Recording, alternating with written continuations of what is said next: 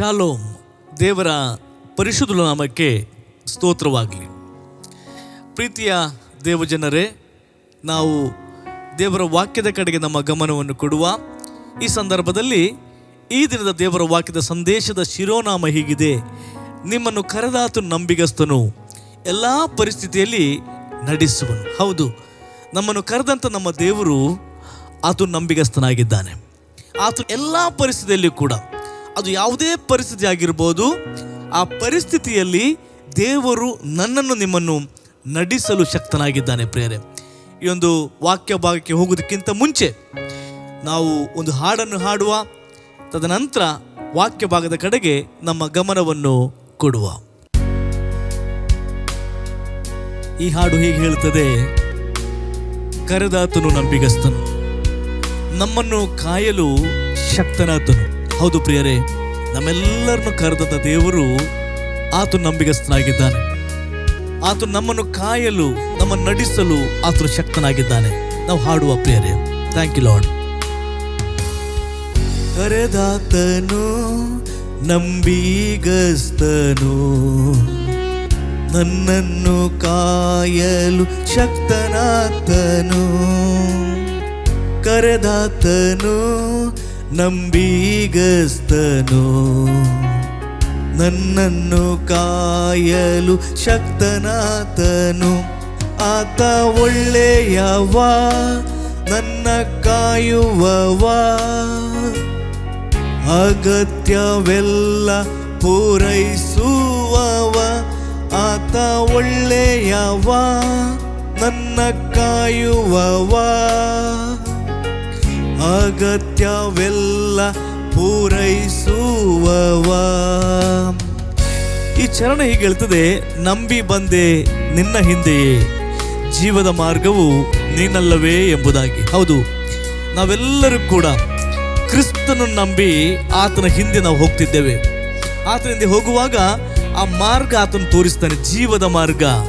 ಈ ಲೋಕದಲ್ಲಿ ಪರಲೋಕಕ್ಕೆ ಬೇಕಾಗಿರುವಂಥದ್ದು ಕೂಡ ಆ ಮಾರ್ಗ ದೇವರು ನಮಗೆ ತೋರಿಸ್ತಾನೆ. ಪ್ರೇರೆ, ಥ್ಯಾಂಕ್ ಯು ಲಾರ್ಡ್ ಜೀಸಸ್.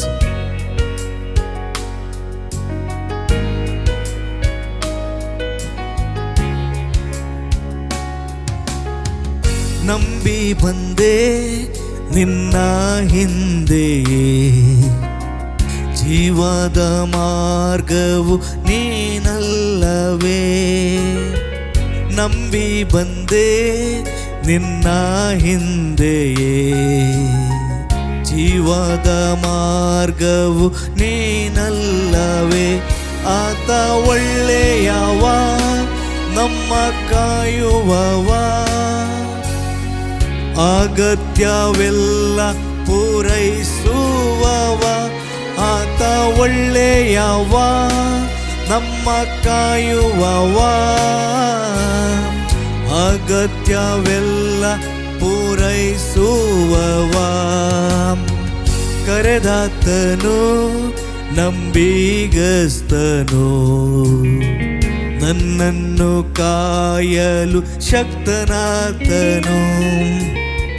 ಕರೆದಾತನು ನಂಬಿಗಸ್ತನು, ನಮ್ಮನ್ನು ಕಾಯಲು ಶಕ್ತನಾತನು. Thank you lord Jesus. ತಂದೆ, ನಿನ್ನಮ್ಮನ್ನು ಕರೆದಿದ್ದಿ ಸ್ವಾಮಿ. ಜಗದುತ್ಪತ್ತಿಗಿಂತ ಮುಂಚೆ ಕ್ರಿಸ್ತ ಯೇಸುವಿನಲ್ಲಿ ನಮ್ಮನ್ನು ಆರಿಸಿ ತೆಗೆದುಕೊಂಡಿ ಅಪ್ಪ. ನಮ್ಮನ್ನು ಕರೆದಿದ್ದಿ, ನಿನ್ನ ನಂಬಿ ನಾವು ಬಂದಿದ್ದೇವೆ ಸ್ವಾಮಿ. ನಮ್ಮ ಜೀವಿತದಲ್ಲಿ ನಡೆಸುವಂಥ ದೇವರು ನೀನಾಗಿರುತ್ತಿ. ಸ್ವಲ್ಪ ಹೊತ್ತು ದೇವರ ನಿನ್ನ ವಾಕ್ಯವನ್ನು ನಾವು ಧ್ಯಾನ ಮಾಡುವಾಗ ನಮ್ಮ ಸಂಗಡ ನೀನು ಮಾತನಾಡು. Thank you Holy Spirit. ಈ ರೀತಿ ನೀನು ಮಾಡುವುದಕ್ಕಾಗಿ ಸ್ತೋತ್ರ. ಎಲ್ಲ ಘನ ಮಾನ ಮಹಿಮೆ ನಿಮಗೊಬ್ಬರಿಗೆ ಸಲ್ಲಿಸುತ್ತೇವೆ, ಯೇಸುವಿನ ನಾಮದಲ್ಲಿ ತಂದೆ, ಆಮೇನ್ ಆಮೇನ್. ಪ್ರೀತಿಯ ದೇವಜನರೇ, ನಾವು ದೇವರ ವಾಕ್ಯದ ಕಡೆಗೆ ನಮ್ಮ ಗಮನವನ್ನು ಕೊಡುವ. ನಮ್ಮನ್ನು ಕರೆದಾತು ನಂಬಿಗಸ್ತನಾಗಿದ್ದಾನೆ. ಎಲ್ಲ ಪರಿಸ್ಥಿತಿಯಲ್ಲೂ ಕೂಡ ಆತನು ನಮ್ಮನ್ನು ನಡೆಸುವನಾಗಿದ್ದಾನೆ. ಅದಕ್ಕೆ ತೆಸಲೋನಿಕದವರಿಗೆ ಬರೆದ ಪತ್ರಿಕೆಯಲ್ಲಿ 1 ತೆಸಲೋನಿಕ 5:24 ಹೀಗೆ ಹೇಳ್ತದೆ: ನಿಮ್ಮನ್ನು ಕರೆಯುವವನು ನಂಬಿಗಸ್ತನು, ನಿಮ್ಮನ್ನು ಕರೆಯುವವನು ನಂಬಿಗಸ್ತನು, ಆತನು ತನ್ನ ಕಾರ್ಯವನ್ನು ಸಾಧಿಸುವನು. ನಮ್ಮ ದೇವರು ನಮ್ಮನ್ನು ಕರೆದಿದ್ದಾನೆ. ಯಾಕೆಂತ ಹೇಳಿದ್ರೆ ಆತನ ಕಾರ್ಯಗಳಿಗೋಸ್ಕರ, ಆತನ ಯೋಜನೆಗಳಿಗೋಸ್ಕರ. ಅದಕ್ಕೆ ಅಲ್ಲಿ ಹೇಳ್ತದೆ ಆತನು ತನ್ನ ಕಾರ್ಯವನ್ನು ಸಾಧಿಸುವನು. ಯಾರ ಮೂಲಕ ಅಂತ ಹೇಳಿದ್ರೆ, ಇವತ್ತು ಯಾರ್ಯಾರನ್ನು ಕರೆದಿದ್ದಾರೆ ಅವರ ಮೂಲಕ ದೇವರು ಇವತ್ತು ನಮ್ಮನ್ನು, ಆತನು ಹೇಳ್ತಾನೆ, ತನ್ನ ಕಾರ್ಯವನ್ನು ಅದರಲ್ಲಿ ಸಾಧಿಸ್ತಾನೆ ಎಂಬುದಾಗಿ. ದೇವರ ಕಾರ್ಯವನ್ನು ಸಾಧಿಸಲಿಕ್ಕೋಸ್ಕರ ದೇವರು ನಮ್ಮನ್ನು ಕರೆದಿದ್ದಾನೆ, ಆತ ನಮ್ಮನ್ನು ನಡೆಸ್ತಾನೆ, ಆತ ನಮ್ಮನ್ನು ನಂಬಿಗಸ್ತನಾಗಿದ್ದಾನೆ. ನಾವು ನೋಡುವಾಗ ಸೌಲನನ್ನು ಅರಸನನ್ನಾಗಿ ಮಾಡಿದ ಮೇಲೆ ಸಾಮ್ಯೇಲ್ ಪ್ರವಾದಿ ಹೀಗೆ ಹೇಳ್ತಾರೆ, 1 ಸಾಮ್ಯೇಲ 12ನೇ ಅಧ್ಯಾಯ 20ನೇ ವಚನದಿಂದ, ಭಯಪಡಬೇಡ್ರಿ, ಇಷ್ಟು ಪಾಪ ಮಾಡಿದ ನೀವು ಇನ್ನು ಮುಂದೆಯಾದರೂ ಅದನ್ನು ಬಿಟ್ಟು ಯೆಹೋವನನ್ನು ಅಂಟಿಕೊಂಡು ಪೂರ್ಣ ಮನಸ್ಸಿನಿಂದ ಆತನೊಬ್ಬನನ್ನೇ ಸೇವಿಸಿರಿ. ಇಷ್ಟು ಪಾಪ ಮಾಡಿದ ನೀವು, ಇದು ಹಳೆಯ ಒಡಂಬಡಿಕೆಯಲ್ಲಿ ಸಾಮ್ಯೇಲ್ ಪ್ರವಾದಿ ಹೇಳುವಂಥ ಮಾತು. ಭಯಪಡಬೇಡ್ರಿ, ಇಷ್ಟು ಪಾಪ ನೀವು ಮಾಡಿದ್ದೀರಿ, ಆದರೆ ಈಗ ಅದನ್ನೆಲ್ಲ ಬಿಡಬೇಕು, ಬಿಟ್ಟು ಯೆಹೋವನ ಅಂಟಿಕೊಳ್ಳಬೇಕು, ಆತನ ಆತುಕೊಳ್ಳಬೇಕು, ಆತುಕೊಂಡು ಪೂರ್ಣ ಮನಸ್ಸಿನಿಂದ ಆತನೊಬ್ಬನನ್ನೇ ಸೇವಿಸಿರಿ. ಈ ಒಂದು ಒಳ್ಳೆಯ ಸಮಯದಲ್ಲಿ ನನ್ನ ಪ್ರೀತಿಯ ಸಹೋದರ ಸಹೋದರಿಯರೇ, ಅನೇಕ ಆವರ್ತಿ ನಾವು ದೇವರು ನಂಬಿಕೊಂಡು ಬರ್ತೇವೆ. ನಂಬಿಕೊಂಡು ಬಂದ ಪ್ರಾಥಮಿಕ ದಿನಗಳಲ್ಲಿ ನಾವು ದೇವರಿಗೋಸ್ಕರ ಬಹಳಷ್ಟು ಉರಿತಾ ಇರ್ತೇವೆ. ಆತನ ಯೋಜನೆಗಳ ಬಗ್ಗೆ ನಾವು ಆಲೋಚನೆ ಮಾಡ್ತೇವೆ, ನಾನು ಏನು ಮಾಡಬೇಕು ಎನ್ನುವುದು. ಮತ್ತೆ 1 ವರ್ಷ, 2 ವರ್ಷ, 5 ವರ್ಷ, 10 ವರ್ಷ, 20 ವರ್ಷ ಹೋಗುವಾಗ ನಮ್ಮ ಜೀವನದಲ್ಲಿ ದೇವರ ಉದ್ದೇಶ ಏನು ಎಂಬುದಾಗಿ ನಾವು ಮರೆತು ಬಿಟ್ಟು ಜೀವಿಸ್ತೇವೆ. ನಮ್ಮ ಮನಸ್ಸಿಗೆ ಬಂದಾಗೆ ನಾವು ಜೀವಿಸ್ತೇವೆ, ನಮಗೆ ಕಣ್ಣಿಗೆ ಕಂಡಾಗೆ ನಾವು ಜೀವಿಸ್ತೇವೆ. ಆದರೆ ಸಾಮ್ಯೇಲ್ ಪ್ರವಾದಿ ಹಳೆ ಒಡಂಬಡಿಕೆ ಕಾಲದಲ್ಲಿ ಆತನು ಹೇಳುವಂತ ಹೇಳಿದ್ರೆ, ಇಷ್ಟು ಪಾಪ ಮಾಡಿದ ನೀವು ಇನ್ನು ಮುಂದೆಯಾದರೂ ಅದನ್ನು ಬಿಟ್ಟು ಯೆಹೋವನನ್ನು ಅಂಟಿಕೊಂಡು ಪೂರ್ಣ ಮನಸ್ಸಿನಿಂದ ಆತನೊಬ್ಬನನ್ನೇ ಸೇವಿಸಿರಿ. ಹೊಸ ಒಡಂಬಡಿಕೆಯ ಕಾಲದಲ್ಲಿರುವಂಥ ನಾವುಗಳು ಇವತ್ತು ಆತನೊಬ್ಬನನ್ನೇ ಸೇವಿಸಬೇಕಂತ ಹೇಳಿದರೆ ವಾಕ್ಯದಲ್ಲಿ ನಾವು ಇದ್ದುಕೊಂಡು ಆ ವಾಕ್ಯದ ಪ್ರಕಾರ ನಾವು ನಡೆಯಬೇಕೆಂಬುದಾಗಿ ಈ ಕಾಲಕ್ಕೆ ಈ ವಾಕ್ಯವನ್ನು ನಾವು ಅಳವಡಿಸೋದು ಪ್ರಿಯರೇ. ಅಲ್ಲಿ ಹೇಳ್ತಾರೆ ಅದಕ್ಕೆ ಅಂಟಿಕೊಳ್ಳಬೇಕಂತೆ, ವಾಕ್ಯಕ್ಕೆ ಅಂಟಿಕೊಂಡು ಅಥವಾ ಆ ಯೆಹೋವನ ಅಂಟಿಕೊಂಡು ಪೂರ್ಣ ಮನಸ್ಸಿನಿಂದ, ಅರ್ಧ ಮನಸ್ಸಲ್ಲ, ಟೋಟಲ್ ಡಿಪೆಂಡ್ ಆಗಿ ನೀನು ಹೋಗಬೇಕು ಎಂಬುದಾಗಿ ಅಲ್ಲಿ ಹೇಳ್ತದೆ. 21ನೇ ವಚನ, ದೇವರಲ್ಲದವುಗಳನ್ನು ಹಿಂಬಾಲಿಸಬೇಡ್ರಿ. ಈಗ ಹಿಂಬಾಲಿಸುವಂಥದ್ದು ದೇವರಲ್ಲದವುಗಳನ್ನು ಹಿಂಬಾಲಿಸಬೇಡ್ರಿ. ಹೊಸ ಒಡಂಬಡಿಕೆ ಒಂದು ವೇಳೆ ನಾವು ಅದನ್ನು ಇದು ಮಾಡೋದಾದರೆ, ದೇವರ ವಾಕ್ಯದಲ್ಲದನ್ನು ನೀವು ಅದರಲ್ಲಿ ನಡೆಯಬೇಡ್ರಿ. ದೇವರ ವಾಕ್ಯ ಏನು ಹೇಳ್ತದೆ? ಯೇಸು ಸ್ವಾಮಿ ನಮಗೊಂದು ಚೌಕಟ್ಟನ್ನು ಮಾಡಿಕೊಟ್ಟಿದ್ದಾರೆ, ಯಾವ ರೀತಿ ನಾವು ನಡೆಯಬೇಕು ಎಂಬುದಾಗಿ. ಆ ಚೌಕಟ್ಟಿನಲ್ಲಿ ನಡೆಯಿರಿ. ದೇವರಲ್ಲದವುಗಳನ್ನು ಹಿಂಬಾಲಿಸಬೇಡ್ರಿ, ಅವುಗಳಿಂದ ನಿಮಗೆ ಲಾಭವೂ ಮತ್ತು ರಕ್ಷಣೆಯೂ ಸಿಕ್ಕೋದಿಲ್ಲ. ವಾಕ್ಯದಲ್ಲದ ಅಲ್ಲಿ ನಾವು ನಡೆಯುವಾಗ, ದೇವರ ವಾಕ್ಯವನ್ನು ಬಿಟ್ಟು ನಡೆಯುವಾಗ ಅಲ್ಲಿ ಲಾಭ ಇಲ್ಲ ಎಂಬುದಾಗಿ ಅಲ್ಲಿ ಹೇಳ್ತಾನೆ. ಆದರೆ ಹೆಚ್ಚಾಗಿ ನಾವೇನು ಮಾಡ್ತೇವೆ, ಲಾಭಕ್ಕೋಸ್ಕರ ದೇವರ ವಾಕ್ಯವನ್ನು ಬಿಡುವುದುಂಟು. ನಾವು ಅನೇಕಾವರ್ತಿ ಲಾಭಕ್ಕೋಸ್ಕರ ದೇವರ ವಾಕ್ಯವನ್ನು ಬಿಟ್ಟು ನಾವು ಸುಳ್ಳು ಹೇಳುವುದುಂಟು. ಲಾಭಕ್ಕೋಸ್ಕರ ದೇವರ ಮಾರ್ಗವನ್ನು ಇಟ್ಟು ಮೋಸ ಮಾಡುವುದುಂಟು. ಆದರೆ ನಿಜವಾದ ಲಾಭ ನಿಮಗೆ ಸಿಕ್ಕಬೇಕಾದ್ರೆ ಇಲ್ಲಿ ವಾಕ್ಯ ಹೇಳ್ತದೆ, ಅವುಗಳಿಂದ ನಿಮಗೆ ಲಾಭವೂ ರಕ್ಷಣೆಯೂ ಸಿಗುವುದಿಲ್ಲಂತೆ. ದೇವರಲ್ಲದವುಗಳನ್ನು ನೀವು ಹಿಂಬಾಲಿಸುವಾಗ, ನೀವು ದೇವರಲ್ಲದವುಗಳನ್ನು ಹಿಂಬಾಲಿಸುವಾಗ ನಮಗೆ ಲಾಭನೂ ಇಲ್ಲ, ರಕ್ಷಣೆಯೂ ಇಲ್ಲ. ಆದರೆ ದೇವರಾದ ವಿಷಯಗಳು, ದೇವರ ವಾಕ್ಯವನ್ನು ನಾವು ಹಿಂಬಾಲಿಸುವಾಗ, ದೇವರ ವಾಕ್ಯಕ್ಕೆ ಅಂಟಿಕೊಳ್ಳುವಾಗ, ದೇವರ ವಾಕ್ಯಕ್ಕೆ ವಿಧೇಯರಾಗುವಾಗ ಅಲ್ಲಿ ಲಾಭನೂ ಇದೆ, ಅಲ್ಲಿ ರಕ್ಷಣೆಯೂ ಇದೆ. ಮತ್ತು ಹೇಳ್ತಾನೆ, ಅವು ವ್ಯರ್ಥವಾದವುಗಳೇ. ಯೆಹೋವನು ದಯೆಯಿಂದ ನಿಮ್ಮನ್ನು ಸ್ವಕೀಯ ಜನವನ್ನಾಗಿ ಆರಿಸಿಕೊಂಡ ಮೇಲೆ ಆತ ತನ್ನ ಮಹೋನ್ನತ ನಾಮದ ನಿಮಿತ್ತವಾಗಿ ನಿಮ್ಮನ್ನು ಕೈ ಬಿಡುವುದೇ ಇಲ್ಲ. ಆ ಕಾಲದಲ್ಲಿ ಹೇಳಿದಂಥ ಮಾತು, ನಿಮ್ಮನ್ನು ಸ್ವಕೀಯ ಜನರಾಗಿ, ಇಸ್ರಾಯೇಲ್ ಜನರಿಗೆ ಮಾತ್ರ ಸಿಕ್ಕಿದಂಥ ಒಂದು ಪ್ರಿವಿಲೇಜ್. ಸ್ವಕೀಯ ಜನರು, ಸ್ವಂತ ಜನರು, ದೇವರ ಪ್ರಜೆಗಳು, ದೇವರ ಜನರು, ದೇವ ಜನರು ಎಂಬುದಾಗಿ ಒಂದು ವೇಳೆ ಹೆಸರಿರುವುದಾದರೆ ಅದು ಇಸ್ರಾಯೇಲ್ ಜನರಿಗೆ ಎಂಬುದಾಗಿ ನಾವು ನೋಡುತ್ತೇವೆ. ಆದರೆ ಹೊಸ ಒಡಂಬಡಿಕೆ ಕಾಲದಲ್ಲಿ ಯೇಸು ಕ್ರಿಸ್ತನನ್ನು ಸ್ವಂತ ರಕ್ಷಕನನ್ನಾಗಿ ಅಂಗೀಕಾರ ಮಾಡಿದ ನಾವುಗಳು ಇವತ್ತು ಸ್ವಂತ ಜನರಾಗಿ ಬಿಡ್ತೇವೆ. ದೇವರ ವಾಕ್ಯ ಹೇಳ್ತದೆ, ಯಾರ್ಯಾರು ಆತನನ್ನು ಅಂಗೀಕರಿಸಿದರೋ ಅಂದರೆ ಆತನ ಹೆಸರು ನಂಬಿಕೆಟ್ಟರು ಅವರಿಗೆ ದೇವರ ಮಕ್ಕಳಾಗುವ ಅಧಿಕಾರವನ್ನು ಕೊಟ್ಟನು. ಒಂದು ವೇಳೆ ಈ ವಾಕ್ಯ ಒಂದು ವೇಳೆ ನಾವು ಸೊಕ್ಕಿಯ ಜನರ ವಿಷಯದಲ್ಲಿ ನೋಡುವಾಗ ಅಲ್ಲಿ ಯೆಹೋವನು ನಿಮ್ಮನ್ನು ಸೊಕ್ಕಿಯ ಜನವನ್ನಾಗಿ ಆರಿಸಿಕೊಂಡ ಮೇಲೆ ಆತನು ತನ್ನ ಮಹೋನ್ನತ ನಾಮದ ನಿಮಿತ್ತವಾಗಿ ನಿಮ್ಮನ್ನು ಕೈ ಬಿಡುವುದೇ ಇಲ್ಲ. ಆತನು ನಂಬಿಗಸ್ತನಾಗಿದ್ದಾನೆ ಪ್ರಿಯರೇ, ನಿಮ್ಮನ್ನು ಕೈ ಬಿಡುವುದಿಲ್ಲ. ಇವತ್ತು ಈ ಒಂದು ಸಮಯದಲ್ಲಿ ಈ ವಾಕ್ಯವನ್ನು ಕೇಳುತ್ತಿರುವ ನನ್ನ ಆತ್ಮೀಯ ಸಹೋದರ ಸಹೋದರಿಯರೇ, ಒಂದು ವೇಳೆ ಈಗಿನ ಪರಿಸ್ಥಿತಿ ನಿಮ್ಮದು ಏನೇ ಆಗಿರ್ಬೋದು, ಅನೇಕಾವರ್ತಿ ಜನರು ನಿಮ್ಮನ್ನು ಕೈಬಿಟ್ಟ ಪರಿಸ್ಥಿತಿ ಕೂಡ ಆಗಿರ್ಬೋದು, ಅಥವಾ ಇನ್ನು ಮುಂದೆ ಇದು ಆಗಲಿಕ್ಕಿಲ್ಲ ಎಂಬುದಾಗಿ ಇರುವಂಥ ವಿಷಯಗಳಿರ್ಬೋದು. ಆದರೆ ಪ್ರಿಯರೇ, ವಾಕ್ಯ ಹೀಗೆ ಹೇಳ್ತದೆ, ಸೊಕ್ಕಿಯ ಜನವನ್ನಾಗಿ ನಿಮ್ಮನ್ನೊಂದು ವೇಳೆ ಆರಿಸಿಕೊಂಡಿರುವುದಾದರೆ ಅಲ್ಲಿ ವಾಕ್ಯ ಸ್ಪಷ್ಟವಾಗಿ ಹೇಳುವಂಥದ್ದು, ಆತನ ಮಹೋನ್ನತವಾದ ನಾಮದ ನಿಮಿತ್ತವಾಗಿ ನಮ್ಮನ್ನು ಆತನು ಕೈ ಬಿಡುವುದಿಲ್ಲ. ಆತನು ನಮ್ಮನ್ನು ಕೈ ಬಿಡುವುದಿಲ್ಲ. ಯೆಶಾಯನ ಪ್ರವಾದನೆ ಕೂಡ ಅದನ್ನೇ ಹೇಳ್ತಾನೆ. ಯೆಶಾಯನ ಹೇಳುವಂಥ ಮಾತು, ಆತನು ನಮ್ಮನ್ನು ಕೈ ಬಿಡುವುದಿಲ್ಲ, ತೊರೆಯುವುದಿಲ್ಲ ನಮ್ಮನ್ನು. ಅಂಥ ದೇವರು ನಾವು ಸೇವಿಸ್ತಾ ಇದ್ದೇವೆ ಪ್ರಿಯರೇ. ಅದು ನಮಗೆ ನಂಬಿಕೆ ಬೇಕು. ನಾವು ದೇವರ ಸೊಕ್ಕಿಯ ಜನ ಅಂತೇಳಿ ನಮಗೆ ನಂಬಿಕೆ ಬೇಕು. ಎರಡನೇದಾಗಿ ನಾವು ವಾಕ್ಯಗಳಿಗೆ ಅಂಟಿಕೊಂಡು ಜೀವಿಸಬೇಕು, ದೇವರಿಗೆ ಅಂಟಿಕೊಂಡು ನಾವು ಜೀವಿಸಬೇಕು. ಅದಕ್ಕೆ ದಾವೀದನು ಕೂಡ ಹೇಳುವಂಥದ್ದು, ಯೆಹೋವನು ನನಗೆ ಕುರುಬನು, ಆತನ ಬಲಗಡೆಯಲ್ಲಿದ್ದಾನೆ, ಆತನು ನನ್ನ ಹಸಿರುಗಾವಲುಗಳಿಗೆ ನನ್ನ ನಡೆಸ್ತಾನೆ, ವಿಶ್ರಾಂತಿಕರವಾದ ನೀರಿನ ಬಳಿಗೆ ಆತನು ಕರೆದುಕೊಂಡು ಹೋಗ್ತಾನೆ. ಯಾಕಂದರೆ ನಾನು ಅಂಟಿಕೊಂಡಿದ್ದೇನೆ. ಇವತ್ತು ವಾಕ್ಯಕ್ಕೆ ನಾನು ಅಂಟಿಕೊಂಡಿದ್ರೆ ನಾವು ಹೋಗುವಂಥ ಮಾರ್ಗಗಳು ಎಲ್ಲವೂ ಕೂಡ ಶುಭವಾಗಿ ದೇವರು ಮಾರ್ಪಡಿಸುತ್ತಾನೆ ಪ್ರಿಯರೇ. ಹಲ್ಲೆಲೂಯಾ. ಅದಕ್ಕೆ ಹೇಳುವಂಥದ್ದು, ಸೊಕ್ಕಿಯ ಜನರು ಆರಿಸಿಕೊಂಡ ಮೇಲೆ ಆತನು ತನ್ನ ಮಹೋನ್ನತ ನಾಮದ ನಿಮಿತ್ತವಾಗಿ ನಿಮ್ಮನ್ನು ಕೈ ಬಿಡುವುದೇ ಇಲ್ಲ. ಸೊಕ್ಕಿಯ ಜನರು ಮಾತ್ರವಲ್ಲ, ದೇವ ಮಕ್ಕಳು ನಾವು ನಂಬಬೇಕು. ದೇವರ ಮಕ್ಕಳಾದ ನಮ್ಮನ್ನು ದೇವರು ಯಾವತ್ತೂ ಕೂಡ ಆತನು ಕೈ ಬಿಡಲಿಕ್ಕೆ ಸಾಧ್ಯನೇ ಇಲ್ಲ ಪ್ರಿಯರೇ.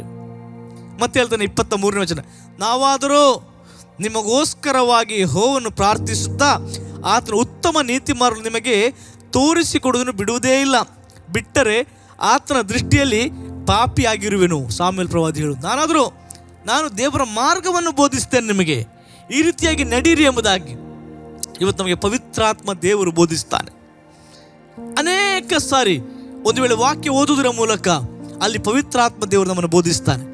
ಒಂದು ವೇಳೆ ಕಿವಿ ಕೊಡಲು ನಮಗೆ ಆಸಕ್ತಿ ಇದ್ದರೆ ಅಲ್ಲಿ ದೇವರು ನಮ್ಮನ್ನು ಬೋಧಿಸ್ತಾನೆ. ಅಥವಾ ಈ ರೀತಿಯಾಗಿ ಪ್ರಸಂಗಗಳು ನೀವು ಕೇಳ್ತಾ ಇರುವಾಗ, ದೇವರ ಮಾತುಗಳು ಸಂದೇಶದ ಮೂಲಕ ಕೇಳ್ತಿರುವಾಗ ನಿಮಗೆ ಮನಸ್ಸಿರುವುದಾದರೆ ದೇವರ ಆತ್ಮನು ನಿಮ್ಮಲ್ಲಿ ಮಾತಾಡ್ತಾನೆ. ಹಲ್ಲೆಲೂಯಾ. ಅದಕ್ಕೆ ಹೇಳುವಂಥದ್ದು, ನಾನಾದರೂ ನಿಮಗೋಸ್ಕರವಾಗಿ ಯೆಹೋವನನ್ನು ಪ್ರಾರ್ಥಿಸುತ್ತಾ ಆತನ ಉತ್ತಮ ನೀತಿ ಮಾರ್ಗವನ್ನು ನಿಮಗೆ ತೋರಿಸಿಕೊಡುವೆನನ್ನು ಬಿಡುವುದೇ ಇಲ್ಲ, ಬಿಟ್ಟರೆ ಆತನ ದೃಷ್ಟಿಯಲ್ಲಿ ಪಾಪಿಯಾಗಿರುವೆನು. ಹಲ್ಲೆಲೂಯಾ.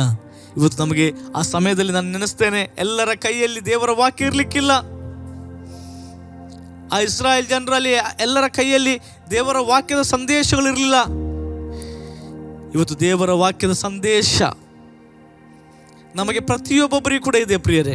ನಮ್ಮ ಮನೆಯಲ್ಲಿದೆ, ನಾವು ಹೋಗುವಂಥ ಸ್ಥಳಗಳಲ್ಲಿದೆ, ಸಭೆಗಳಲ್ಲಿದೆ, TV ಮಾಧ್ಯಮಗಳಲ್ಲಿದೆ, ಸೋಷಿಯಲ್ ಮೀಡಿಯಾದಲ್ಲಿದೆ, ಎಲ್ಲ ಕಡೆಯಲ್ಲಿದೆ. ಅದಕ್ಕೆ ಇಲ್ಲಿ ಹೇಳುವಂಥದ್ದು, ನಾನು ಆತನ ಉತ್ತಮ ನೀತಿ ಮಾರ್ಗಗಳು ನಮಗಿವತ್ತು ಎಲ್ಲ ಕಡೆ ದೇವರು ತೋರಿಸ್ತಾ ಇದ್ದಾನೆ. ಮಗನೇ ಮಗಳೇ, ಇದು ನೀತಿ ಮಾರ್ಗ, ಇದರಲ್ಲಿ ನಡಿ, ನೀನು ನಡೆದ್ರೆ ನೀನು ಲಾಭ ಆಗುತ್ತೆ ನಿನಗೆ, ಮತ್ತು ನನಗೆ ಜೀವ ಸಿಗುತ್ತೆ ಎಂಬುದಾಗಿ ವಾಕ್ಯ ಹೇಳ್ತದೆ. 24ನೇ ವಚನ, ನೀವಾದರೂ ಮತ್ತೆ ಹೇಳ್ತಾನೆ, ಯೆಹೋವನಲ್ಲಿ ಭಯಭಕ್ತಿಯುಳ್ಳವರಾಗಿದ್ದು ಆತನು ನಿಮಗೋಸ್ಕರವಾಗಿ ಮಾಡಿದ ಮಹತ್ಕಾರ್ಯಗಳನ್ನು ನೆನೆಸಿಕೊಂಡು ಆತನನ್ನು ಸತ್ಯದಿಂದಲೂ ಪೂರ್ಣ ಮನಸ್ಸಿನಿಂದಲೂ ಸೇವಿಸ್ತಾ ಬರಬೇಕು. ನಾವು ಆತನನ್ನೇ ಸೇವಿಸ್ತಾ ಬರಬೇಕೆಂಬುದಾಗಿ ಸಾಮ್ಯೇಲ್ ಪ್ರವಾದಿಯಲ್ಲಿ ಹೇಳುವಂತ ನೋಡ್ತೇನೆ ಪ್ರಿಯರೇ. ಹಾಗಾಗಿ ನಮ್ಮ ಜೀವನದಲ್ಲಿ ದೇವರು ನಂಬಿಗಸ್ತನಾಗಿದ್ದಾನೆ, ಕರೆದಂಥ ದೇವರು ನಂಬಿಗಸ್ತನಾಗಿದ್ದಾನೆ. ಇವತ್ತು ನೀವು ನಂಬಿಗಸ್ತರಾಗಿದ್ದೇವಾ? ನಾವು ನಂಬಿಗಸ್ತರಾಗಿದ್ದೇವಾ? ಅಲ್ಲಿ ತೆಸಲೋನಿಕೆ 2 ತೆಸಲೋನಿಕೆಯಲ್ಲಿ ಕೂಡ ಹೇಳುವಂಥ ಮಾತು 3ನೇ ವಚನದಲ್ಲಿ, ಆದರೆ ಕರ್ತನು ನಂಬಿಗಸ್ತನು, ಆತನು ನಿಮ್ಮನ್ನು ದೃಢಪಡಿಸಿ ನೀವು ಕೆಡುಕನ ಕೈಗೆ ಸಿಕ್ಕದಂತೆ ಕಾಪಾಡುವನು. ಕೆಡುಕನ ಕೈಗೆ ಸಿಕ್ಕದಂತೆ ನಿಮ್ಮನ್ನು ಕಾಪಾಡ್ತಾನೆ.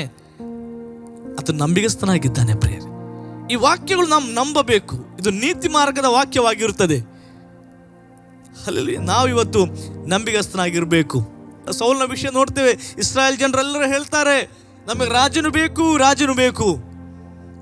ಸಾಮ್ಯುಯೇಲ್ ಪ್ರವಾದಿ ಅವರಿಗೆ ರಾಜನನ್ನಾಗಿ ಮಾಡ್ತೇನೆ ಸೌಲನನ್ನು.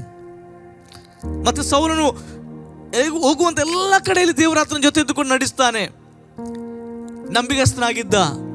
ಆದ್ರೆ ಒಂದು ದಿನ ಅವನು ನಂಬಿಗಸ್ತನಾಗಿರ್ಲಿಲ್ಲ. ನಂಬಿಗಸ್ತ ಹೇಗೆ ಆಗ್ತಾನೆ ಅಂದ್ರೆ, ದೇವರ ಮಾತನ್ನು ಕೈಗೊಳ್ಳುವುದೇ ನಂಬಿಗಸ್ತಿಗೆ. ದೇವರ ವಾಕ್ಯ ಏನು ಹೇಳ್ತದೆ ಅದರಂತೆ ನಡೆಯುವಂಥದ್ದೇ ನಂಬಿಗಸ್ತಿಗೆ. ಸೌಲನು ಅಷ್ಟು ಸಮಯ ನಂಬಿಗಸ್ತನಾಗಿ ನಡೆದರೂ ಕೂಡ ಒಂದು ಸಾರಿ ಆತನು ಅಪನಂಬಿಗಸ್ತನಾಗಿ ನಡೆಯುತ್ತಾನೆ. ದೇವರು ಹೇಳ್ತಾನೆ, ಹೋಗು, ಎಲ್ಲ ಪ್ರಾಣಿಗಳನ್ನು ಎಲ್ಲ ಮನುಷ್ಯರನ್ನು ಸಂಹಾರ ಮಾಡಿ ಬರಬೇಕು. ಅದರಲ್ಲಿ ದೇವರ ಒಂದು ಉದ್ದೇಶ ಇತ್ತು. ಆದರೆ ಸೌಲ ರಾಜನೇನು ಮಾಡ್ತಾನೆ ಅಂದರೆ, ನಾವು ನೋಡುತ್ತೇವೆ, ಉತ್ತಮವಾದದ್ದನ್ನು ದೇವರ ಹೆಸರಿನಲ್ಲಿ ಇಡ್ಕೊಂಡು ಬರ್ತಾನೆ. ಉತ್ತಮವಾದದನ್ನು ದೇವರದನ್ನು ಮೆಚ್ಚುವುದಿಲ್ಲ. ಯಾಕೆ ದೇವರ ಮಾತಿಗೆ ಅವಿಧೇಯರಾದಾಗ ಅಲ್ಲಿ ನಾವು ನೋಡುತ್ತೇವೆ, ಅವ ಅಪನಂಬಿಗಸ್ತನಾಗ್ತಾನೆ. ಇವತ್ತು ನಾವು ಕೂಡ ಅಷ್ಟೇ ಪ್ರಿಯರೇ, ದೇವರ ಮಾತಿಗೆ ನಾವು ಅವಿಧೇಯರಾದಾಗ ನಮ್ಮಲ್ಲಿ ನಂಬಿಗಸ್ತಿಗಿರುವುದಿಲ್ಲ. ಒಂದು ವೇಳೆ ನೀವು ಅನೇಕ ವರ್ಷ ನೆನೆಸ್ಬೋದು, ನಾವು ಒಂದು ಕಡೆಯಲ್ಲಿ ಕೆಲಸಕ್ಕಿದ್ರೆ ಆ ಕೆಲಸದ ಜಾಗದಲ್ಲಿ ಇರುವಂಥ ರೂಲ್ಸ್ಗಳನ್ನು ನಾವು ಫಾಲೋ ಮಾಡಬೇಕು. ಅದು ನಂಬಿಗಸ್ತಿಗೆ. ಅನೇಕ ಹೊತ್ತು ನಾವು ನೆನೆಸ್ತೇವೆ, ಸೇವೆಯಲ್ಲಿದ್ದರೆ ಮಾತ್ರ ನಾವು ಇಲ್ಲ. ನಾವು ಎಲ್ಲಿ ಇದ್ದೇವೆ ಅಲ್ಲಿ ನಂಬಿಗಸ್ತರಾಗಿರಬೇಕು. ದಾವೀದನು ನೋಡ್ರಿ, ದಾವೀದನು ನಂಬಿಗಸ್ತನಾಗಿದ್ದನು. ಯಾವಾಗ ಸೌಲನ್ನು ತಳ್ಳಿಬಿಡ್ತಾರೋ, ಈಗ ಸಾಮ್ಯುಯೇಲ್ ಪ್ರವಾದಿ ಹೋಗ್ತಾರೆ ತಂದೆಯಾದ ಇಷಯನ ಮನೆಗೆ. 1 ಸಾಮ್ಯುಯೇಲ್ 16:13 ಹೇಳ್ತದೆ, ಸಾಮ್ಯುಯೇಲನು ಎಣ್ಣೆಯ ಕೊಂಬನ್ನು ತೆಗೆದುಕೊಂಡು ಅವನನ್ನು ಅವನ ಸಹೋದರರ ಮಧ್ಯದಲ್ಲಿ ಅಭಿಷೇಕಿಸಿದನು. ಕೂಡಲೇ ಯೆಹೋವನ ಆತ್ಮವು ದಾವೀದನ ಮೇಲೆ ಬಂದು ನೆಲೆಗೊಂಡಿತು. ಹಲ್ಲೆಲೂಯಾ. ಸೊ ನಾವು ನೋಡ್ತೇವೆ ಅವನ ಜೀವನದಲ್ಲಿ ಎಂಥ ದೊಡ್ಡ ಅದ್ಭುತ ಮತ್ತೆ ನೋಡ್ತೇವೆ. ಆದರೆ ಒಂದೇ ಸಲ ದಾವೀದನು ರಾಜನಾದ್ನ. ಅನೇಕ ವರ್ತಿ ಕಷ್ಟ, ಮುಂದೆ ಮರಣ ತನಕ ಆತನು ನೋಡಿದ್ದಾನೆ. ಆದರೆ ಆತನಿಗೆ ಗೊತ್ತಿತ್ತು, ನನ್ನ ದೇವರು ನನ್ನ ಜೊತೆ ಇದ್ದಾನೆ. ಆತನು ದೇವರ ವಾಕ್ಯಕ್ಕೆ ವಿರುದ್ಧವಾಗಿ ಹೋಗಲಿಲ್ಲ. ಆ ಸಮಯದಲ್ಲಿ, ಆ ಕಷ್ಟದ ಸಮಯದಲ್ಲಿ ಕೂಡ ದೇವರ ವಾಕ್ಯವನ್ನು ಅವನು ತನ್ನ ಜೀವನ ಅಳವಡಿಸಿ, ಎಲ್ಲಿ ತನಕ ಅಂತ ಹೇಳಿದ್ರೆ, ತನ್ನನ್ನು ಕೊಲ್ಲಿಕ್ಕೆ ಬಂದಂಥ ಸೌಲನ್ನು ಕೊಲ್ಲಿಕ್ಕೆ ಎಷ್ಟೊಂದು ಅವಕಾಶ ಇತ್ತು. ತನ್ನನ್ನು ಕೊಲ್ಲಿಕ್ಕೆ ಬಂದಂಥ ಆ ವೈರಿ ಆಗಿರುವಂಥ ಆ ಸಮಯದಲ್ಲಿ, ನಮ್ಮ ಲೆಕ್ಕದಲ್ಲಿ ಅವನು ವೈರಿ, ಸೌಲನ್ನು ಕೊಲ್ಲಬಹುದಾಗಿತ್ತು. ಆದರೆ ಆತನನ್ನು ಬಿಟ್ಟು ಬಿಡ್ತಾನೆ. ಜಸ್ಟ್ ಒಂದು ಆತನ ಬಟ್ಟೆಯನ್ನು ಕತ್ತರಿಸಿಕೊಂಡು ಬರ್ತಾನೆ. ಅದು ಕೂಡ ಆತನ ಅಂಗಿಸ್ತಾರೆ. ಆತನ ಹೇಳ್ತಾನೆ, ದೇವರ ಅಭಿಷಿಕ್ತನನ್ನು ನಾನು ಮುಟ್ಟಬಾರದು. ಇದು ದೇವರ ಒಂದು ದೊಡ್ಡ ಒಂದು ನಂಬಿಗಸ್ತನಾಗಿ ಕಾಣುವಂಥದ್ದು ಪ್ರಿಯರೇ. ಇವನು ದೇವರ ಸೇವಕನು ಅಥವಾ ದೇವರಿಂದ ಅಭಿಷೇಕಿಸಲ್ಪಟ್ಟವನು. ಅನೇಕ ಅವತ್ತು ನಾವು ನೆನೆಸ್ತೇವೆ, ಅವನೇನು ದೊಡ್ಡ ವ್ಯಕ್ತಿಯಾಗಿ ದೇವರಿಂದ ಅಭಿಷೇಕಿಸಲ್ಪಟ್ಟರೆ ಆ ಲೆಕ್ಕೆಲ್ಲ ದೇವರು ತಗೊಳ್ತಾನೆ ಅವರ ಹತ್ರ, ನಾವಲ್ಲ. ಹಾಗಾಗಿ ಪ್ರತಿಯೊಬ್ಬ ದೇವ ಮಕ್ಕಳು ದೇವರಿಂದ ಕರೆಯಲ್ಪಟ್ಟ ಮೇಲೆ ಅವನು ಲೆಕ್ಕ ದೇವರಿಗೆ ಕೊಡಬೇಕು. ಹಾಗೆ ಇಲ್ಲಿ ಹೇಳ್ತಾನೆ, ಅಲ್ಲಿ ದಾವೀದನ ಮೇಲೆ ಆ ಒಂದು ನೆಲೆಗೊಂಡಿತ್ತು. ತದನಂತರ ದಾವೀದನ ಜೀವನ ತುಂಬ ಕಷ್ಟಗಳು ಬಂದರೂ ಕೂಡ ಎಲ್ಲ ಕಷ್ಟದಲ್ಲಿ ಕೂಡ ಆತನು ಪಾರಾಗ್ತಾನೆ. ಪ್ರಿಯರೇ, ಇವತ್ತು ನೀವು ನಂಬಿಗಸ್ತರಾಗಿದ್ದರೆ, ಒಂದು ವೇಳೆ ನಮ್ಮದು ಏನೇ ಕಷ್ಟವಾಗಿರ್ಬೋದು, ಏನೇ ಸಮಸ್ಯೆ ಆಗಿರ್ಬೋದು, ನಮ್ಮ ಸಮಸ್ಯೆ ದೇವರಿಗೆ ಸಮಸ್ಯೆ ಅಲ್ಲ ಪ್ರಿಯರೇ. ನಾವು ನಂಬಿಗಸ್ತರಾಗಿದ್ದರೆ, ದೇವರ ವಾಕ್ಯವನ್ನು ನಮ್ಮ ಜೀವನದಲ್ಲಿ ಅಳವಡಿಸಲು ನಾವು ಆಸಕ್ತರಾಗಿದ್ದರೆ, ಖಂಡಿತವಾಗ್ಲೂ ನಾನು ಹೇಳಬಲ್ಲೆ, ದೇವರು ನಮ್ಮಲ್ಲಿ ನಂಬಿಗಸ್ತನಾಗಿದ್ದಾನೆ. ಕರೆದಂಥ ದೇವರು ನಂಬಿಗಸ್ತನಾಗಿದ್ದಾನೆ. ಆತನು 100% ನಮ್ಮನ್ನು ನಡೆಸ್ತಾನೆ ಆತನ ಉದ್ದೇಶಕ್ಕೋಸ್ಕರ. ಯಾಕಂದರೆ ಆತನ ಮಹೋನ್ನತವಾದ ನಾಮಕ್ಕೋಸ್ಕರ ಆತನು ನಡೆಸ್ತಾನೆ. ಹಲ್ಲೆಲೂಯಾ. ಅದಕ್ಕೆ 2 ಸಾಮ್ಯುಯೇಲ್ 22:22 ಹೇಳ್ತದೆ, ನೀನು ಕೃಪೆಯುಳ್ಳವನಿಗೆ ಕೃಪಾವಂತನು, ದೋಷವಿಲ್ಲದವನಿಗೆ ನಿರ್ದೋಷಿಯೂ ಆಗಿದ್ದಿ. ಇನ್ನೊಂದು ಟ್ರಾನ್ಸ್ಲೇಷನ್ ಇಂಗ್ಲೀಷಲ್ಲಿ ನಾವು ಓದುವ, ಅಲ್ಲಿ ಹೇಳ್ತೆ, to the faithful you show yourself faithful. ನಾವು ನಂಬಿಗಸ್ತರಾಗಿರುವಾಗ ದೇವರು ಕೂಡ ನಮ್ಮಲ್ಲಿ ನಂಬಿಗಸ್ತರಾಗಿರ್ತಾನೆ. ಅನೇಕ ಹೊತ್ತು ನಾವು ಅಪನಂಬಿಗಸ್ತರಾಗಿದ್ದರೂ ಕೂಡ ದೇವರ ಸ್ವಭಾವದಲ್ಲಿ ಬದಲಾವಣೆಗಳಿಲ್ಲ, ಆತನು ನಂಬಿಗಸ್ತನೇ. ನಾವು ಅಪನಂಬಿಗಸ್ತರಾಗಿ ಸ್ವಲ್ಪ ದೂರ ಹೋಗಿರ್ಬೋದು, ದೇವರು ನಂಬಿಗಸ್ತನೇ. ಆದರೆ ದೇವರು ಇವತ್ತು ಬಯಸುವಂಥದ್ದು ನೀವು ನಂಬಿಗಸ್ತರಾಗಿರಬೇಕು ದೇವರಿಗೆ. ಹಲ್ಲೆಲೂಯಾ. ಅದಕ್ಕೆ ನೀನು ಕೃಪೆಯುಳ್ಳವನೇ ಕೃಪಾವಂತನು, ಅಂದರೆ ನಂಬಿಕೆ ನಂಬಿಗಸ್ತಿಯಾದವನೇ ನೀನು ನಂಬಿಗಸ್ತನಾಗಿದ್ದಿ. ಹಲ್ಲೆಲೂಯಾ. ಹಾಗಾಗಿ ಇಬ್ರಿಯ ಗ್ರಂಥಕರ್ತನು ಕೂಡ ಹೇಳುವಂಥ ಮಾತು ನಮ್ಮ 10:23 ವಚನದಲ್ಲಿ, ಇಬ್ರಿಯ 10:23, ನಮ್ಮ ನಿರೀಕ್ಷೆಯನ್ನು ಕುರಿತು ನಾವು ಮಾಡಿದ ಪ್ರತಿಜ್ಞೆಯನ್ನು ನಿಶ್ಚಂಚಲವಾಗಿ ಪರಿಗ್ರಹಿಸೋಣ, ವಾಗ್ದಾನ ಮಾಡಿದ ಆತನು ನಂಬಿಗಸ್ತನು. ನಿಶ್ಚಂಚಲವಾಗಿ ಪರಿಗ್ರಹಿಸೋಣ. ನಾವು ಏನೆಲ್ಲ ನಿರೀಕ್ಷೆ ಕುರಿತು ನಾವು ಪ್ರತಿಜ್ಞೆ ಮಾಡಿದ್ದೇವೆ, ಅನೇಕ ವರ್ತಿ ನಾವು ಪ್ರತಿಜ್ಞೆಗಳನ್ನು ಮಾಡುತ್ತೇವೆ. ದೇವರ ಬಳಿಗೆ ಬಂದು ನಾವು ಮಾಡ್ತೇವೆ, ದೇವರೇ ನಾನು ನಿನಗೋಸ್ಕರ ಬದುಕುತ್ತೇನೆ, ದೇವರೇ ನಾನು ನಿನಗೋಸ್ಕರ ಸಾಯುತ್ತೇನೆ, ಸತ್ತರು ಬದುಕಿದರು ನಿನ್ನವನೇ ಪ್ರತಿಜ್ಞೆ ಮಾಡ್ತೇವೆ. ಇಂದಿನಿಂದ ನಾನು ನಿನಗೋಸ್ಕರ ಮಾತ್ರ ಬದುಕುತ್ತೇವೆ. ಆದರೆ ಅಲ್ಲಿ ಹೇಳ್ತಾನೆ, ನೀನು ಒಂದು ವೇಳೆ ಆ ರೀತಿ ಮಾಡುವುದಾದರೆ ನಾವು ಮಾಡಿದ ಪ್ರತಿಜ್ಞೆಯನ್ನು ನಾವು ಪರಿಗ್ರಹಿಸೋಣ. ಮತ್ತೆ ಆತ ಹೇಳ್ತಾನೆ, ವಾಗ್ದಾನ ಮಾಡಿದ ಆತ ನಂಬಿಗಸ್ತನು. ನೀವು ನಂಬಿಗಸ್ತರಾಗಿದ್ದೀರಾ? ನೀವು ನಂಬಿಗಸ್ತರಾಗಿದ್ದೀರಾ? ನಾನು ನಂಬಿಗಸ್ತರಾಗಿದ್ದೇನೆ. ಇವತ್ತು ನಾವು ಪ್ರಶ್ನೆ ಮಾಡಬೇಕು. ವಾಗ್ದಾನ ಮಾಡಿ ಆತ ನಂಬಿಗಸ್ತನಾಗಿದ್ದಾನೆ, ನಾವಿವತ್ತು ನಂಬಿಗಸ್ತರಾಗಿರಬೇಕು ಪ್ರಿಯರೇ. ಮತ್ತು ಅದಕ್ಕೆ ಮತ್ತೆ ಬರೋ ಸುವಾರ್ತೆಯಲ್ಲಿ ಕೂಡ ಯೇಸು ಸ್ವಾಮಿ ಹೇಳುವಂಥ ಮಾತು 24:30, ಭೂಮಿ ಆಕಾಶಗಳು ಅಳಿದು ಹೋಗುವುದು, ಆದರೆ ನನ್ನ ಮಾತುಗಳು ಅಳಿದು ಹೋಗುವುದೇ ಇಲ್ಲ. ನಾನೇನು ಮಾತಾಡ್ತೇನೆ ಅದು ಅಳಿದು ಹೋಗುವುದೇ ಇಲ್ಲ. ಏನು ಹೇಳಿದ್ದಾನೆ ಯೇಸು ಸ್ವಾಮಿ? ಯುಗದ ಸಮಾಪ್ತಿಯ ಎಲ್ಲ ದಿವಸವೂ ನಾನು ನಿನ್ನ ಸಂಗಡ ಇರ್ತೇನೆ, ನಿಮಗೆ ಬೇರೊಬ್ಬ ಸಹಾಯಕನ ಕಳಿಸಿಕೊಡುತ್ತೇನೆ, ನಿನಗೆ ಸಹಾಯ ಮಾಡುತ್ತೇನೆ, ಈ ಲೋಕದಲ್ಲಿ ಜೀವನ ಮಾಡುವಾಗ ನಿನಗೆ ಎಲ್ಲ ವಿಷಯದಲ್ಲಿ ನನ್ನ ಜೊತೆ ಇರ್ತೇನೆ, ನನ್ನ ವಾಕ್ಯ ನಿಮ್ಮಲ್ಲಿಯೂ ನೀವು ನನ್ನಲ್ಲಿರುವಾಗ ನೀವು ಏನು ಬೇಡಿಕೊಂಡು ನಾನು ಕೊಡ್ತೇನೆ. ಹಲ್ಲೆಲೂಯಾ. ಇದೆಲ್ಲ ದೇವರು ಮಾಡಿದ ವಾಗ್ದಾನ. ಅದಕ್ಕೆ ಭೂಮಿ ಆಕಾಶ ಅಳಿದು ಹೋಗ್ತದೆ, ಆದರೆ ನಿನ್ನ ವಾಕ್ಯ, ಯೇಸುವಿನ ವಾಕ್ಯ, ದೇವರ ವಾಕ್ಯ ನನ್ನಲ್ಲಿ ಇರುವುದಾದರೆ ಅಲ್ಲಿ ಹೇಳ್ತದೆ, ನಾನೇನು ಬೇಡಿಕೊಂಡ್ರೂ ಕೊಡ್ತಾನೆ. ಅದಕ್ಕೆ ಭೂಮಿ ಆಕಾಶ ಅಳಿದು ಹೋದರೂ ಕೂಡ ನನ್ನ ಮಾತುಗಳು ಅಳಿದು ಹೋಗುವುದೇ ಇಲ್ಲ. ಅದಕ್ಕೋಸ್ಕರ ಕೊರಿಂಥಿ ಸಭೆಗೆ ಪೌಲನು ಕೂಡ ಹೇಳುವಂಥ ಮಾತು 1 ಕೊರಿಂಥಿ 1:9, ದೇವರು ನಂಬಿಗಸ್ತನು, ನಮ್ಮ ಕರ್ತನಾದ ಯೇಸು ಕ್ರಿಸ್ತನೆಂಬ ತನ್ನ ಮಗನ ಅನ್ಯೋನ್ಯತೆಗೆ ನಿಮ್ಮನ್ನು ಕರೆದವನು ಆತನೇ. ದೇವರು ಕರೆದಿದ್ದಾನೆ ಯೇಸುವಿನೊಂದಿಗೆ ಆ ದೇವರೊಂದಿಗೆ ಅನ್ಯೋನ್ಯತೆ ಮಾಡಲಿಕ್ಕೋಸ್ಕರ. ದೇವರು ನಂಬಿಗಸ್ತನು ಪ್ರಿಯರೇ. ನಾವಿವತ್ತು ನಂಬಿಗಸ್ತರಾಗಿದ್ದೇವಾ? ನಾವು ನಂಬಿಗಸ್ತರಾಗಿದ್ದೇವೆ. ನಮ್ಮನ್ನು ನಾವು ಪರೀಕ್ಷೆ ಮಾಡಿಕೊಳ್ಳಬೇಕು ಪ್ರಿಯರೇ. ನೀವು ಆದಿಕಾಂಡದಲ್ಲಿ ಒಬ್ಬ ನಂಬಿಗಸ್ತನಾದ ಒಂದು ಯೌವನಸ್ಥನನ್ನು ನಾವು ನೋಡುತ್ತೇವೆ. ಅವನ ಹೆಸರು ಯೋಸೇಫ, ನಂಬಿಗಸ್ತನು. ಆದಿಕಾಂಡ 39:6 ವಚನದಲ್ಲಿ ನೋಡಿದರೆ ಅವನ ಈಗ ಹೇಳ್ತೆ, ಅವನು ತನ್ನ ಆಸ್ತಿಯನ್ನೆಲ್ಲ ಯೋಸೇಫನ ವಶಕ್ಕೆ ಒಪ್ಪಿಸಿದನು. ಇವನು ತನ್ನ ಬಳಿಯಲ್ಲಿ ಇದ್ದದರಿಂದ ತಾನು ತಿನ್ನುವ ಆಹಾರ ಒಂದನ್ನೇ ಹೊರತು ಬೇರೆ ಯಾವುದೂ ಚಿಂತಿಸಲಿಲ್ಲ. ಯಾಕಂದರೆ ಅಷ್ಟು ನಂಬಿಗಸ್ತನಾಗಿದ್ದ. ತಾನು ಇರುವಂಥ ಮನೆಯಲ್ಲಿ ತನ್ನ ಯಜಮಾನನಿಗೆ ನಂಬಿಗಸ್ತನಾಗಿದ್ದ. ಇದನ್ನು ಯಾರು ನೋಡ್ತಾರೆ? ಪರಲೋಕದ ದೇವರು ನೋಡುತ್ತಾನೆ. ಅದಕ್ಕೆ ನಾವು ಇರುವಂಥ ಸ್ಥಳಗಳಲ್ಲಿ ನಾವು ನಂಬಿಗಸ್ತರಾಗಿದ್ದರೆ ದೇವರು ನಮ್ಮನ್ನು ಪ್ರಮೋಷನ್ ಕಡೆ ನಡೆಸ್ತಾನೆ.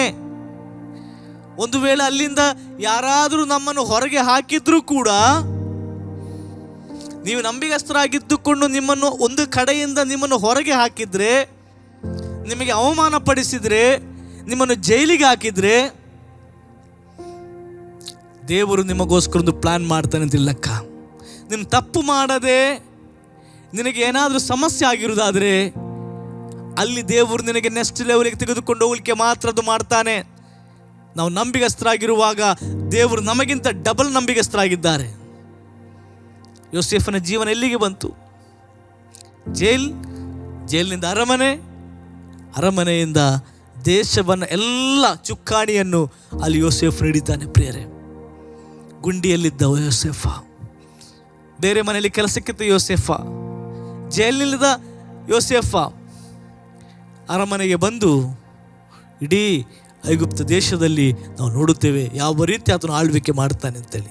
ಸೊ ನಂಬಿಗಸ್ತರಾಗಿದ್ದರೆ ಎಲ್ಲ ಪೊಸಿಷನ್ಗಳು ದೇವರು ಕೊಡ್ತಾನೆ ನಮಗೆ. ಆ ರೀತಿ ದೇವರು ನಮ್ಮನ್ನು ನಡೆಸ್ತಾನೆ. ಹಾಗಾಗಿ ಯಾವಾಗಲೂ ಕೂಡ ನಾವು ಈ ರೀತಿ ನಡೀಬೇಕು. ದಾನಿಯೇಲನ ವಿಷಯ ನೋಡ್ರಿ, ಯೌವನಸ್ಥನಾದ ದಾನಿಯೇಲನು ಅಲ್ಲಿ ಭ್ರಷ್ಟಾಚಾರ ಮಾಡಲಿಲ್ಲ, ನಂಬಿಗಸ್ತನಾಗಿದ್ದ. ವಾಕ್ಯ ಹೇಳ್ತದೆ ನೋಡ್ರಿ, ಯಾವುದು ನಿರ್ಲಕ್ಷ್ಯವಿಲ್ಲ. ದಾನಿಯೇಲನ ಪ್ರವಾದನ ಗ್ರಂಥ 6ನೇ ಅಧ್ಯಾಯ 4ನೇ ವಚನ. ಹೀಗಿರಲು ಮುಖ್ಯಾಧಿಕಾರಿಗಳು, ದೇಶಾಧಿಪತಿಗಳು ರಾಜ್ಯಭಾರದ ವಿಷಯವಾಗಿ ದಾನಿಯೇಲನ ಮೇಲೆ ತಪ್ಪುರಿಸೋಕ್ಕೆ ಸಂದರ್ಭ ಹುಡುಕ್ತಿದ್ರು. ಯಾಕೆ ಹುಡುಕ್ತಿದ್ರು ಅಂತ ಹೇಳಿದ್ರೆ, ದಾನಿಯೇಲನ ಕೆಲಸವನ್ನು ರಾಜನು ನೋಡ್ತಾ ಇದ್ದ. ಇವನಿಗೊಂದು ಪ್ರಮೋಷನ್ ಕೊಡಬೇಕು ಅಂತೇಳಿ ರಾಜನು ಆಲೋಚನೆ ಮಾಡಿದ. ಜಸ್ಟ್ ಪ್ರಮೋಷನ್ ಕೊಡಬೇಕು ಆಲೋಚನೆ ಮಾಡಿದ. ಇದು ಇವರಿಗೆ ತಿಳಿತದೆ. ಹಾಗೆ ಇವ್ರು ಏನು ಮಾಡ್ತಾರೆ, ಮುಖ್ಯಾಧಿಕಾರಿಗಳು, ದೇಶಾಧಿಪತಿಗಳು ರಾಜ್ಯಭಾರದ ವಿಷಯವಾಗಿ ದಾನಿಯೇಲನ ಮೇಲೆ ತಪ್ಪುರಿಸೋಕ್ಕೆ ಸಂದರ್ಭ ಹುಡುಕಿದ್ರು. ಆದರೆ ತಪ್ಪುರಿಸುವ ಯಾವ ಸಂದರ್ಭವನ್ನು, ಯಾವ ತಪ್ಪನ್ನು ಕಾಣಲಾರದೆ ಹೋದರೂ ಅವನು ನಂಬಿಗಸ್ತನೇ ಆಗಿದ್ದನು. ದಾನಿಯೇಲನು ನಂಬಿಗಸ್ತನೇ ಆಗಿದ್ದನು. ಎರಡನೇ, ಅವನಲ್ಲಿ ಆಲಸ್ಯವಾಗಲಿ ಅಕ್ರಮವಾಗಲಿ ಸಿಕ್ಕಿರಲಿಲ್ಲ. ಅಕ್ರಮ ಇಲ್ಲ. ಇಲ್ಲಿ ಅನೇಕರಿಗೆ ಹಣ ನೋಡಿದ ಕೂಡ ಅಕ್ರಮ ಬರ್ತದೆ. ಅಕ್ರಮ ಸೆಳೆಯುವಂಥದ್ದು ಹಣಕ್ಕೆ, ಅದು ಸೆಳೀತದೆ. ಇಲ್ಲಿ ಹೇಳ್ತದೆ, ಅವನಲ್ಲಿ ಆಲಸ್ಯವಾಗಲಿ ಅಕ್ರಮವಾಗಲಿ ಸಿಕ್ಕಲಿಲ್ಲ. ತುಂಬ ಹುಡುಕಿದ್ರು. ಮತ್ತು ಕೊನೆಗೆ ಹೇಳ್ತಾರೆ, ಇವನನ್ನು ಈ ರೀತಿ ಆಗೋದಿಲ್ಲ, ಏನೋ ಧಾರ್ಮಿಕ ವಿಷಯವನ್ನೇನಾದರೂ ಹಾಕಬೇಕಾಗ್ತದೆ ಅಂತೇಳಿ ಅವನಿಗೆ ಆ ರೀತಿಯಾಗಿ ನಡೆಸ್ತಾನೆ. ಪ್ರಿಯರೇ, ಮೋಶೆ ನಂಬಿಗಸ್ತನಾಗಿದ್ದ. ನೀವು ಬೇಕಾದ್ರೆ ಯಾರನ್ನು ನೋಡ್ರಿ, ಯಾರೆಲ್ಲ ದೇವರು ಉನ್ನತವಾಗಿ ಮಾಡಿದೆ ಅಂತ ಹೇಳಿದ್ರೆ ಅವರು ನಂಬಿಗಸ್ತರಾಗಿದ್ದರು. ಒಂದು, ಅವರ ಕೆಲಸದ ಜಾಗದಲ್ಲಿ ನಂಬಿಗಸ್ತರಾಗಿದ್ದರು, ಅವ್ರಿಗೆ ಕೊಟ್ಟಿರೋ ಜವಾಬ್ದಾರಿ ನಂಬಿಗಸ್ತರಾಗಿದ್ದರು, ದೇವರ ವಾಕ್ಯವನ್ನು ಅಳವಡಿಸಿದ್ರು ನಂಬಿಗಸ್ತರಾಗಿದ್ದರು. ಇಂಥವ್ರನ್ನು ದೇವರು ಉನ್ನತ ಸ್ಥಿತಿಗೆ ತಂದಿದ್ದಾರೆ. ಮೋಶೆ ವಿಷಯ ನೋಡುವಾಗ ಇಬ್ರಿಯ 3:2 ಒಂದು ವೇಳೆ ಜನರು ಹೀಗೆ ಹೇಳ್ಬೋದು, ಮೋಶೆ ಒಂದು ಫೈಲ್ಯೂರ್ ಮಿಷನ್ ಅಂತೇಳಿ ಅವ್ರದ್ದು, ಅಥವಾ ಒಬ್ಬ ಫೈಲ್ಯೂರ್ ಆಗಿರುವಂಥ ವ್ಯಕ್ತಿ ಮೋಶೆ ಎಂಬುದಾಗಿ, ಒಂದು ಹೆದರಿಕೆಯಿಂದ ಓಡಿ ಹೋದ ವ್ಯಕ್ತಿ. ಆದರೆ ಪ್ರಿಯರೇ, ಅಂಥವರನ್ನು ದೇವರು ಆರಿಸಿ ತೆಗೆದುಕೊಳ್ತಾನೆ. ನಾವು ನಮ್ಮ ಕಣ್ಣಲ್ಲಿ ಹೇಳ್ಬೋದು, ಅವರು ಸರಿ ಇಲ್ಲ, ಇವರು ಸರಿ ಇಲ್ಲ. ಅದು ದೇವರು ಯಾರನ್ನು ಆರಿಸಿಕೊಳ್ತಾನೆ ನಮ್ಗೆ ಗೊತ್ತಿಲ್ಲ. ಅವನು ಹೋಗ್ತಾನೆ, ತನ್ನ ಮಾವನ ಮನೆಯಲ್ಲಿ ನಂಬಿಗಸ್ತನಾಗಿದ್ದ, ತನ್ನ ಕುರಿಗಳನ್ನು ಮೇಯಿಸ್ತಾ ನಂಬಿಗಸ್ತನಾಗಿದ್ದ. ದೇವರಲ್ಲಿ ನೋಡಿದ ಅವರನ್ನು, ಪುನಃ ಕರೆದ, ಬಾ ಮೋಶೆ ಬಾ, ಕೆಲಸ ಇದೆ ಬಾ. ಮೋಶೆ ಅಲ್ಲಿ ಕೂಡ ನೆವನೇ ಹೇಳ್ತಾನೆ, ಬೇಡ ಸ್ವಾಮಿ, ನನಗೆ ಬೇಡವೇ ಬೇಡ, ಮಾತಾಡಲಿ ಕೂಡ ಬರುವುದಿಲ್ಲ. ಇಲ್ಲ ಮೋಶೆ ಬಾ, ನೀನು ಮಾಡಬೇಕು, ನಾನಿದ್ದೇನೆ ನಿನ್ನ ಜೊತೆ. ಮೋಶೆ ಹೋಗ್ತಾನೆ, ನಂಬಿಗಸ್ತನಾಗಿ ಹೋಗ್ತಾನೆ, ನಂಬಿಗಸ್ತನಾಗಿ ಕೆಲಸ ಮಾಡ್ತಾನೆ. ಮೋಶೆ ಇವತ್ತು ನಾವು ನೋಡುತ್ತೇವೆ, ಮೋಶೆ ಯಾವ ರೀತಿ ದೇವರನ್ನು ಸಂಧಿಸ್ತಾನೆ, ಯಾವ ರೀತಿ ಒಂದು ದೊಡ್ಡ ಒಂದು ನಾಯಕನಾಗಿ ಆತನು ಬದಲಾಗ್ತಾನೆ. ಇಸ್ರಾಯೇಲರನ್ನು ನಡೆಸಿಕೊಂಡು ಬರುವಂಥ ಒಂದು ದೊಡ್ಡ ಅದ್ಭುತಗಳನ್ನು ಕಾಣುವಂಥ ದೊಡ್ಡ ನಾಯಕನಾಗ್ತಾನೆ. ಅದಕ್ಕೆ ಇವತ್ತು ಕೂಡ ಮೋಶೆಯ ವಿಷಯದಲ್ಲಿ ಇಸ್ರಾಯೇಲ್ ಬಹಳಷ್ಟು ಗೌರವ ಪಡ್ತಾರೆ. ಮೋಶೆಯ ಧರ್ಮಶಾಸ್ತ್ರ ಅನುಸರಿಸುವರು ನಾವು ಎಂಬುದಾಗಿ. ಹಲ್ಲೆಲೂಯಾ. ಹಾಗೆ ಪ್ರಿಯರೇ, ನಮ್ಮ ಜೀವನದಲ್ಲಿ ಏನು ಇವತ್ತು ನಾವು ನೋಡಿದ್ದೇವೆ, ದಾವೀದನಿರ್ಬೋದು, ಸೌಲನಿರ್ಬೋದು, ಅಥವಾ ಯೋಸೇಫನಿರ್ಬೋದು, ಮೋಶೆ ಇರ್ಬೋದು, ಇವರೆಲ್ಲರನ್ನ ಜೀವನವನ್ನು ನಾವು ನೋಡುವಾಗ ನಂಬಿಗಸ್ತರಾಗಿರುವಾಗ ದೇವರು ಅವರ ಜೊತೆ ಇರ್ತಾನೆ. ಹಲ್ಲೆಲೂಯಾ. ಆದರೆ ಸೌಲನು ಮಾತ್ರ ಮಧ್ಯದಲ್ಲಿ ಅವನು ಅಪನಂಬಿಗಸ್ತನಾಗಿ ದೇವರಿಂದ ತಳ್ಳಲ್ಪಡ್ತಾನೆ. ಉಳಿದವರೆಲ್ಲರ ಜೀವನ ನೋಡುವಾಗ ಎಲ್ಲರನ್ನು ಕೂಡ ದೇವರು ಉನ್ನತ ರೀತಿಯಲ್ಲಿ ನಡೆಸ್ತಾನೆ. ಅದಕ್ಕೆ ನಿಷ್ಠಾವಂತಿಕೆ ನಮಗೆ ಬೇಕು ಪ್ರಿಯರೇ. ನೀವೆಲ್ಲೇರಿ ಇವತ್ತು ನೀವು ಕಷ್ಟದಲ್ಲಿದ್ದೀರಾ, ನಿಷ್ಠಾವಂತರಾಗಿ, ನಂಬಿಗಸ್ತರಾಗಿ, ದೇವರಿಗೆ ನಂಬಿಗಸ್ತರಾಗಿ, ಕೆಲಸ ಮಾಡುವಂಥ ಜಾಗದಲ್ಲಿ ನಂಬಿಗಸ್ತರಾಗಿ, ಕುಟುಂಬದಲ್ಲಿ ನಂಬಿಗಸ್ತರಾಗಿ, ತಂದೆ ತಾಯಿಗಳಿಗೆ ನಂಬಿಗಸ್ತರಾಗಿ, ಈ ರೀತಿ ನಾವು ಜೀವಿಸಬೇಕು ಪ್ರಿಯರೇ. ಹಲ್ಲೆಲೂಯಾ. ಅದಕ್ಕೆ ಕೀರ್ತನೆಗಾರನು ಕೂಡ ಹೇಳುವಂಥ ಮಾತು 23ನೇ ವಚನದಿಂದ ನೋಡುವಾಗ, ಭಕ್ತರೇ ನೀವೆಲ್ಲರೂ ಯೆಹೋವನನ್ನು ಪ್ರೀತಿಸಿರಿ, ಆತನು ನಂಬಿಗಸ್ತರನ್ನು ಕಾಪಾಡುತ್ತಾನೆ. ನಂಬಿಗಸ್ತರನ್ನು ಕಾಪಾಡುತ್ತಾನೆ. ಕ್ಷಣ ಮಾತ್ರದ ವಿಚಾರಗಳಿಗೋಸ್ಕರ ನಾವು ಹೋಗೋದು ಬೇಡ, ಕ್ಷಣ ಮಾತ್ರ ಆಶೀರ್ವಾದ ಹಿಂದೆ ಓಡುದು ಬೇಡ, ಕ್ಷಣ ಮಾತ್ರ ಸುಖದ ಹಿಂದೆ ಓಡುದು ಬೇಡ. ಯೋಸೇಫನು ಓಡಲಿಲ್ಲ, ಕ್ಷಣ ಮಾತ್ರಕ್ಕೆ ಓಡದೆ ಅವನು ನಂಬಿಗಸ್ತನಾಗಿದ್ದ. ನೋಡ್ರಿ ಭಕ್ತರೇ, ನೀವೆಲ್ಲರೂ ಯೆಹೋವನನ್ನು ಪ್ರೀತಿಸಿರಿ, ಆತನು ನಂಬಿಗಸ್ತರನ್ನು ಕಾಪಾಡುತ್ತಾನೆ. ಅಹಂಕಾರಿಗಳಿಗೆ ಚೆನ್ನಾಗಿ ಮೈ ತೂರಿಸ್ತಾನೆ. ಅಹಂಕಾರ ಬೇಡ. ಆತನ ಕೃಪೆಯನ್ನು ಆತ್ಕೊಳ್ಬೇಕಾ? ದೀನತೆ ಬೇಕು. ದಿನರಿಗಾದರೂ ನನ್ನ ಕೃಪೆ. ಅಹಂಕಾರ ಯಾವತ್ತೂ ಒಬ್ಬ ವ್ಯಕ್ತಿಯಲ್ಲಿರಬಾರ್ದು. ಒಬ್ಬ ಯಾರೇ ಅಹಂಕಾರಿ ಆಗಿರ್ಬೋದು, ಅವನ ಮೇಲೆ ಬೆಳೀಲಿಕ್ಕೆ ಸಾಧ್ಯನೇ ಇಲ್ಲ. ನಾವು ನಂಬಿಗಸ್ತರಾಗಿರಬೇಕು, ದಿನತುಳ್ಳವರಾಗಿರ್ಬೇಕು. ಯೆಹೋವನನ್ನು ನಿರೀಕ್ಷಿಸುವವರೇ ದೃಢವಾಗಿರ್ರಿ, ನಿಮ್ಮ ಹೃದಯವನ್ನು ಧೈರ್ಯದಿಂದಿರಲಿ.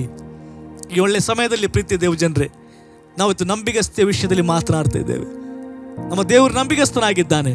ಆತನ ಮಕ್ಕಳ ನಾವು ಕೂಡ ನಂಬಿಗಸ್ತರಾಗಿರುವ. ಇಲ್ಲಿ ಹೇಳ್ತದೆ, ನಿಮ್ಮ ಹೃದಯವು ಧೈರ್ಯದಿಂದಿರಲಿ. ನಿಮ್ಮನ್ನು ಕರೆದ ಆತನು ನಂಬಿಗಸ್ತನಾಗಿದ್ದಾನೆ. ಆತನು ನಮ್ಮನ್ನು ನಡೆಸ್ತಾನೆ. ಆತನ ಎಲ್ಲ ವಿಷಯ ನಮಗೆ ಸಹಾಯ ಮಾಡುತ್ತಾನೆ.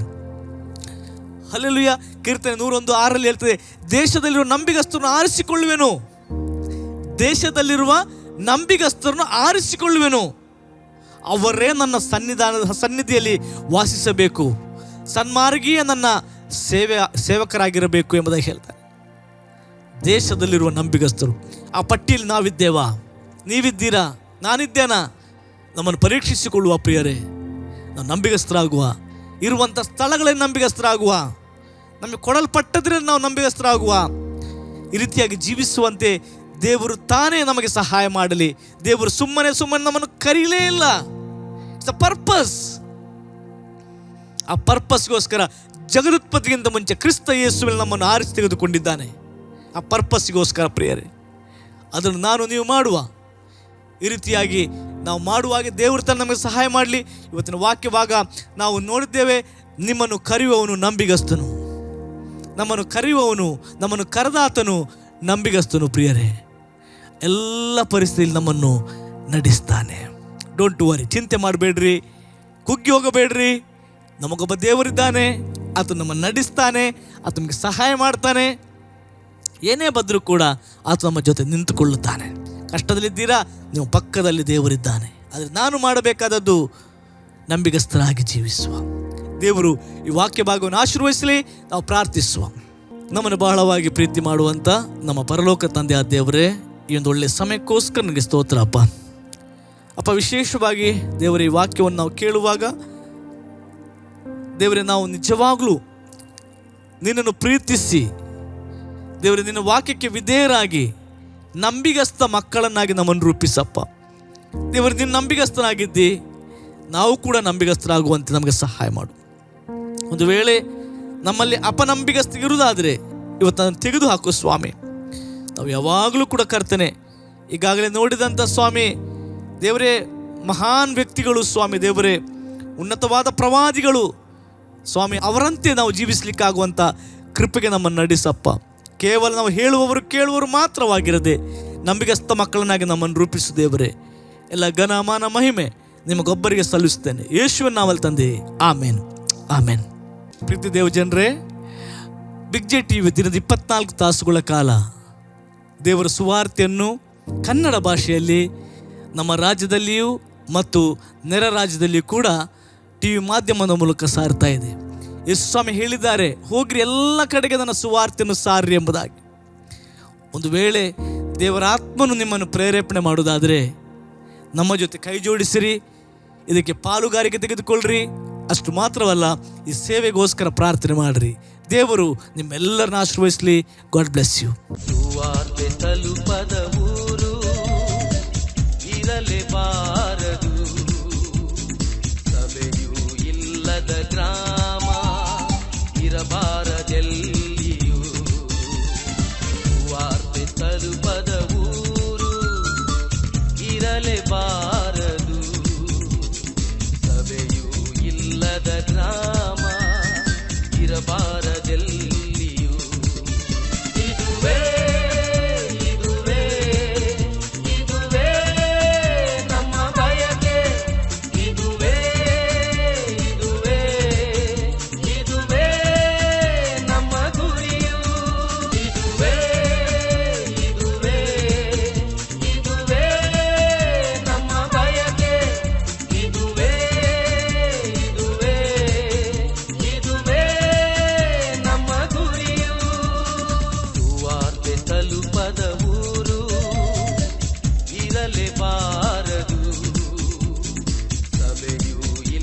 ಇಲ್ಲದ ಗ್ರಾಮ ಇರಬಾರದೆಲ್ಲಿಯೂ, ವಾರ್ತೆ ತಲುಪದ ಊರು ಇರಲೇಬಾರದು, ಸಭೆಯೂ ಇಲ್ಲದ ಗ್ರಾಮ ಇರಬಾರದು.